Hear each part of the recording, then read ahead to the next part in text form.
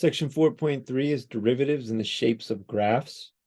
So what we'll do in this section is use information that we gain from the derivative of a function in order to determine what the shape of the graph is, and this will help us ultimately to sketch graphs of functions. So we can also go the other direction, and we'll see at least one problem like that, where we get information about a function's derivative, but we don't know the function, and then we're asked to actually sketch a graph or a possible graph for a function. So first thing we need to know is the increasing decreasing test, and this is something we're all pretty much aware of at this point in the course. F prime of x greater than 0 on any interval. So if the derivative of f is greater than 0 on a given interval, then f is increasing on that interval, right? If all the slopes of the tangent lines are greater than 0, then that function's increasing. That would be this side of this curve, right? If we imagine any tangent line on this side of the curve y equals x squared, well, we also know that y prime equals 2x. If I plug in any positive x values along this side, I'm going to get positive slopes for these tangent lines. So of course, this function's increasing. It's moving up as we move to the right. On the other hand, if we look the other way, the derivative, we put in values less than 0, 2x is going to give us a negative slope, and all these tangent lines are of negative slope. And that means the derivative on that side is negative. Also note that this portion of the function is decreasing. So that's consistent with the notion that f prime of x less than 0 on any given interval implies that f is decreasing on that interval. Okay, first question's nice and easy. Determine where the function is increasing and where it's decreasing. So, well, we need the first derivative in order to figure that out. We're also going to need to know where the first derivative may or may not change signs, right? In other words, where it crosses through 0. So we're going to need the critical points basically for this function. So first thing we do then is we find the first derivative of f. Here it is. Now we set that equal to 0. Here's that equation. Divide both sides by 6, it looks like, since they all have 6 in common. And now we're trying to factor this equation here, or use the quadratic formula to find the roots of it, or however you prefer to go about finding the roots. Looks like the roots are x equals -1 and 1/2. And these are the critical points of the function f of x then. These are the places where the derivative is 0. So what we want to know is for points on either side of -1, in between -1 and 1/2, and on the other side of 1/2, we want to know whether or not f prime of x is positive or negative. And we know that if it's positive to the left, negative in the middle, and then maybe negative on the right, we know that it won't change again on the ends here because there's no more zeros. It can't be 0 again, so it can't change sign again. So we'll see that when we have a look down here. So the idea is this: we set up a number line with our roots marked out, -1 and 1/2, and then we pick a test value in each of these 3 intervals.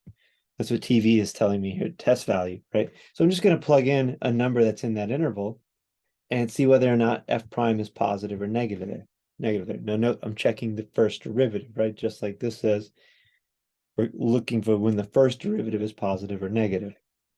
So f prime of -2, I plug that in, formula looks like that, and it looks like I get a positive number out, so it must be increasing on this interval. Similarly, f prime is 0, I get -6, which is less than 0, so it's decreasing on the interval -1 to 1/2, and it's increasing on this interval because when I plug in 1, I get +12. Now we could have picked any numbers that are in each of these intervals, right? We could have picked -1/2 in this interval if we wanted to, because that's still inside there.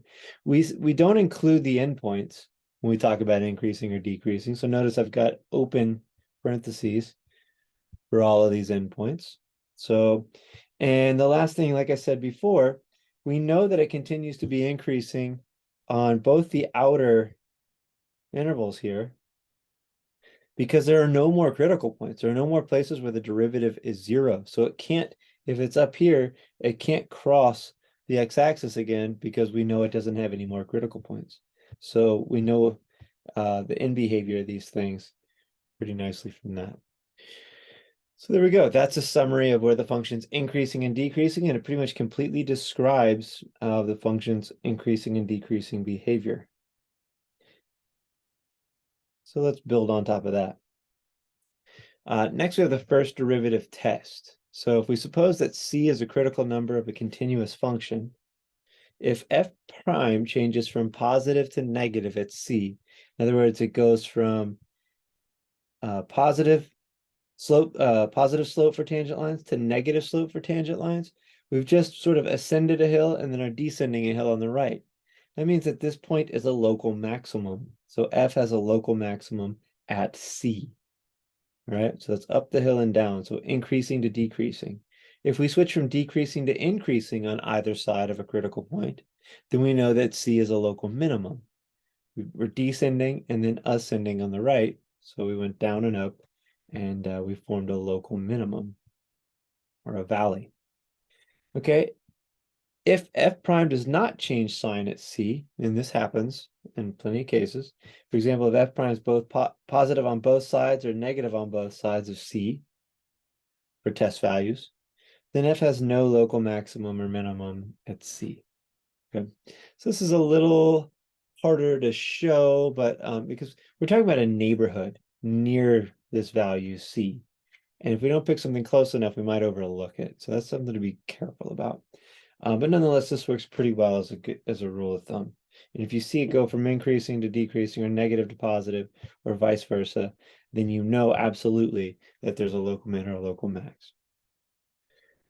So find all local minima and local maxima of the given function. This is the same function we just had. So we'll do f prime of x here. We'll set it equal to 0, and we find the same critical points. After all, it's the same function with the same derivative with the same critical points. So we know the critical points. So let's see what we can say about this information. Well, we remember that over here, the function, the derivative was positive for -2 at that test value. So it's increasing. We're switching from increasing to decreasing. So the critical point at -1 must be a local maximum, right? It's the top of a hill. Now, similarly, we know we were decreasing here. It's all the information from the previous example. And then we increase on this side. Drawing these little arrows over the number line is pretty helpful with this, and you'll see me do this in a couple more examples. We realize we reach the bottom of a hill when we get to x equals 1/2, and then we start ascending again. So we're at a local min, or sorry, maybe it's the bottom of a valley, not a hill. But we're at a local minimum in this case. So 1/2 is a local minimum. And that's all there really is to that. You can look at your intervals of increase and decrease and see what happens at there when we change from increasing to decreasing or vice versa, and you can name a local min or local max or identify it in that way. So we know that the function f has a local maximum at x equals -1 thanks to this. What is that local maximum? That local maximum is f of -1. When we're looking for the value of the function at its local maximum, we take this number and plug it back into the original function. We want the value of the function. So we get, well, once we plug that -1 in and evaluate, we get a 6 out. Similarly, for x equals 1/2, that's where we have a local minimum, thanks to this decreasing to increasing behavior. And if I plug in f of 1/2, well, of course we can do that, but I think that's pretty straightforward. So I'll leave that as an exercise for students, and that's to get the value at the local minimum, not just know where the local minimum is.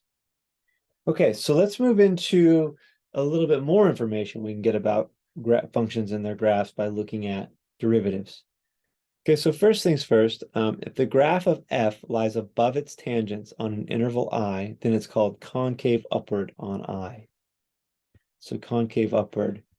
If the graph of f lies below its tangents, tangent lines, on an interval I for some finite subinterval, or possibly infinite, then it's called concave downward on I. So let's look at this function. Clearly, when I look here, I see a function that's concave downward. Okay? This part of it looks like it's concave upward. So those are two different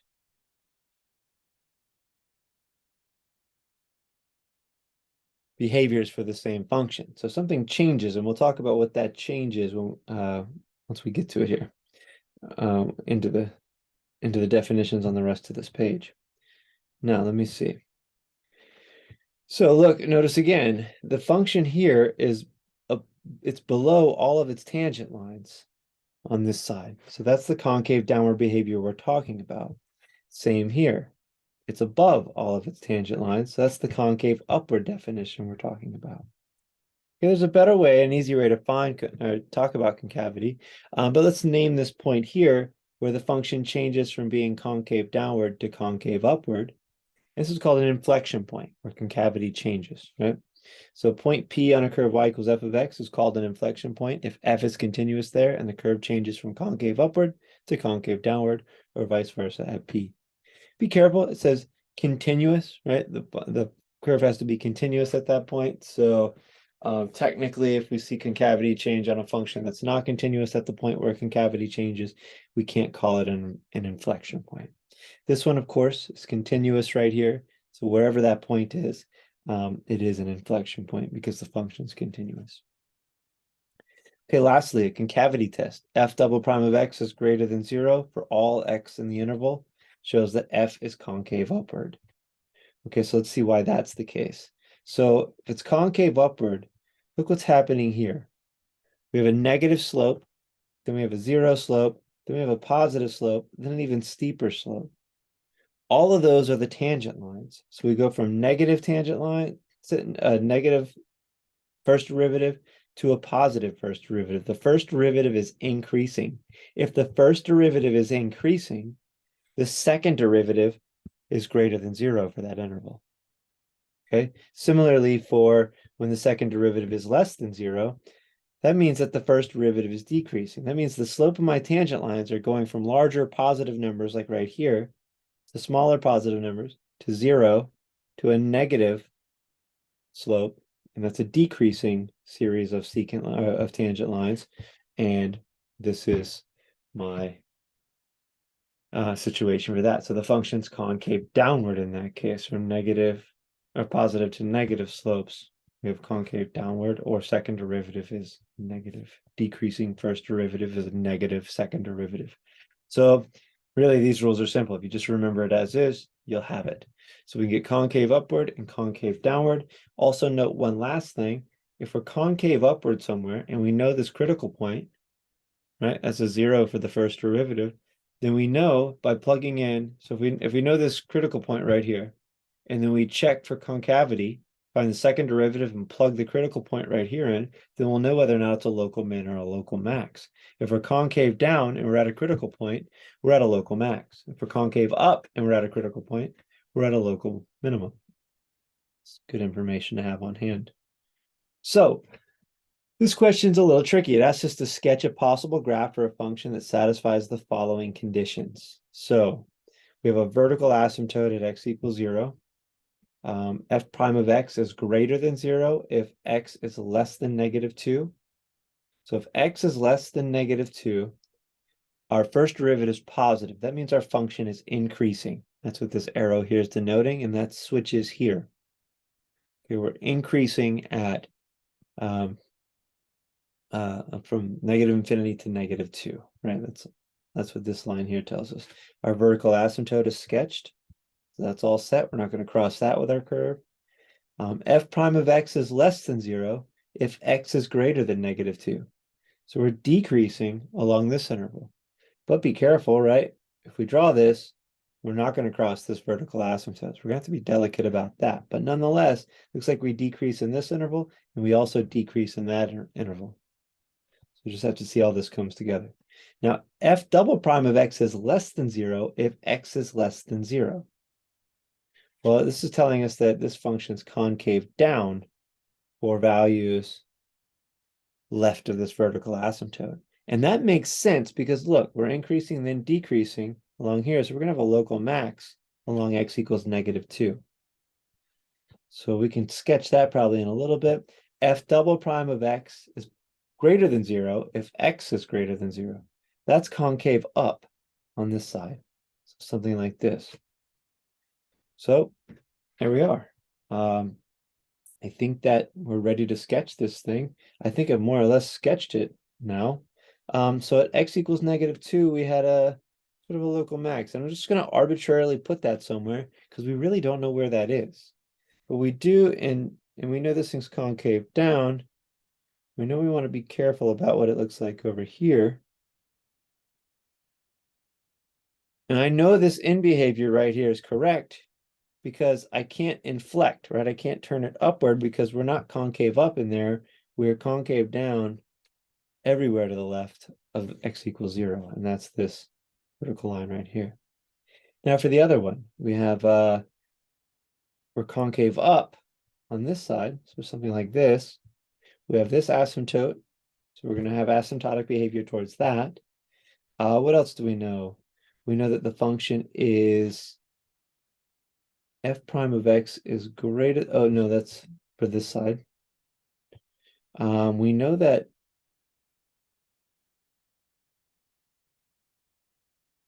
this side is what?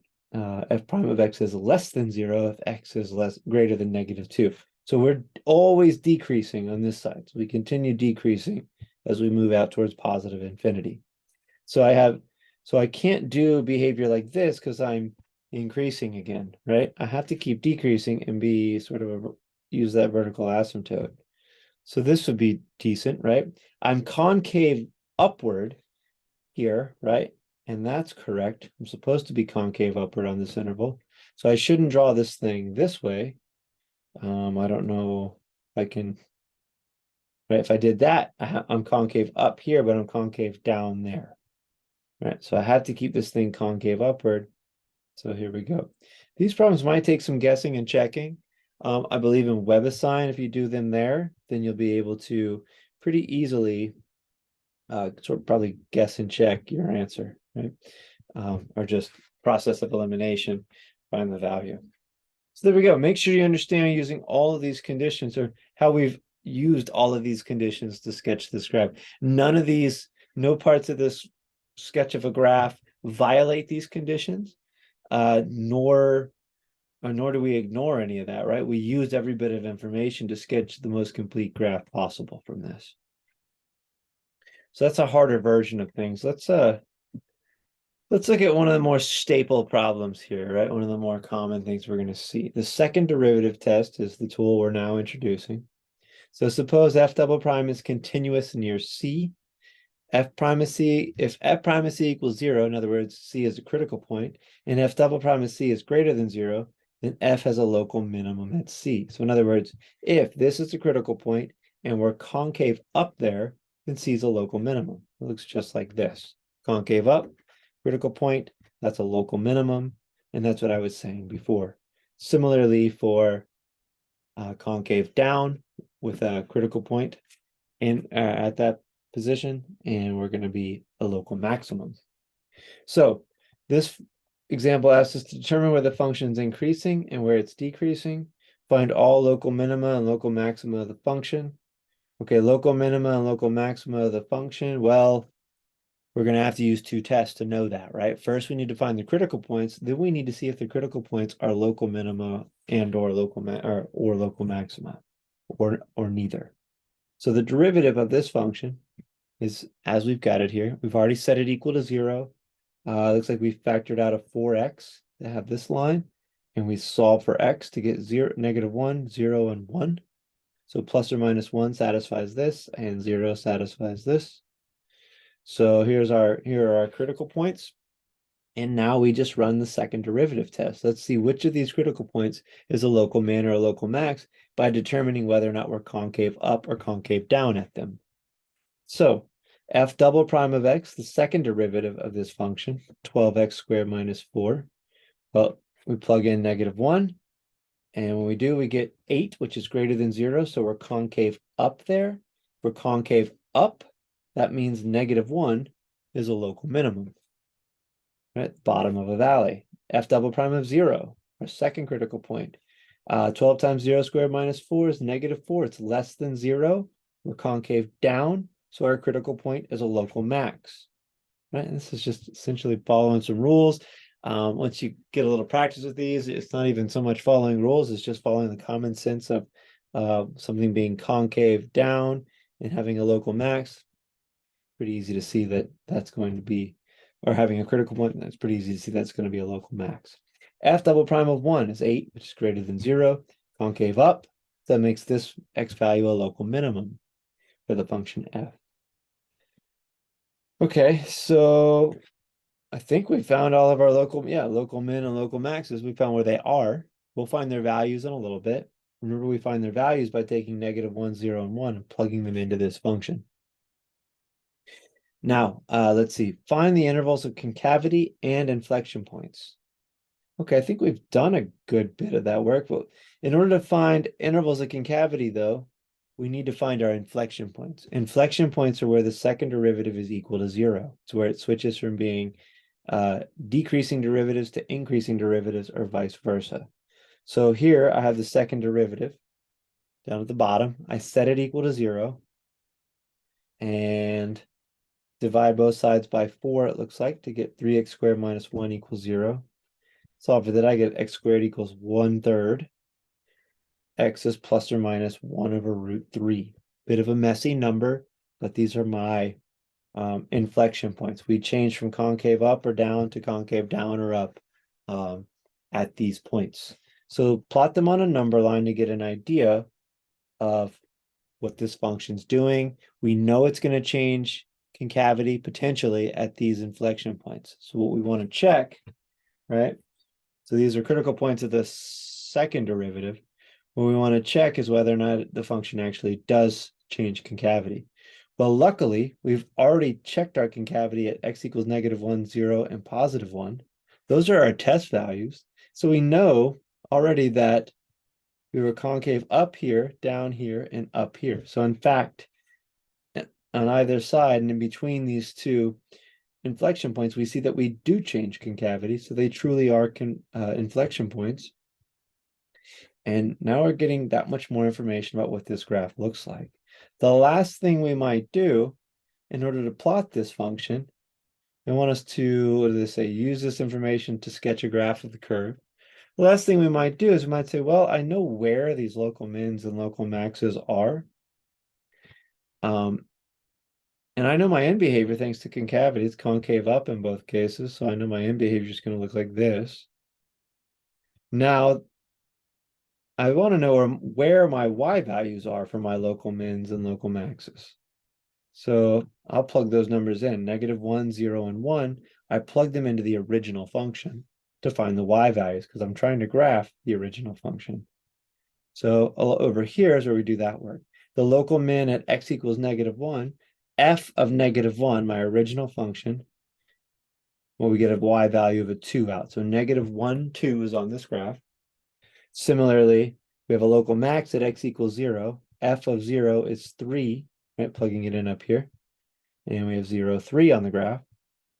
And then I have f of 1 is 2 again. I have 1, 2 on the graph. Okay. I could also plug in, it looks like I did the work of this. I could plug in the x values for the inflection points and get even more resolution. I don't know if it's that necessary, but maybe we'll take the time. F of 1/√3, run it through this, and it looks like you get, well, it's the same as -1/√3 because remember, this is an even function. So that's nice. We only have to do one of these. So we have a shortcut. They're both equal because that's an even function. And it looks like we get 2 4/9. So that's how I'm able to plot this a little bit better. We get 2 points here. +1/√3, 2 4/9, and then -1/√3, 2 4/9. Now I'll plot all of these points on my curve. We have here's 0, 3, 0, 3 in the middle here on the y-axis. Then I have 1, 2, -1, 2, and here's my inflection points, approximately -1/√3 and 2 4/9, +1/√3, 2 4/9. And with these 3 points, and knowing that I'm concave down here in between those 2 inflection points, and then concave up here, I'm able to get a pretty good sketch of this function. Pretty reasonable sketch. And there we have it. That's the first derivative test, the second derivative test, inflection points and concavity all in one go. And that's a nice, look how far it gets us to graph a function like this. In the next section, we're going to go in a little bit deeper and review some of the algebra regarding these functions. And we're going to be able to use a full set of tools in order to sketch the graphs of functions without ever really having to plug in too many numbers, and by using all of these tests and some of the old algebraic tests that we're familiar with.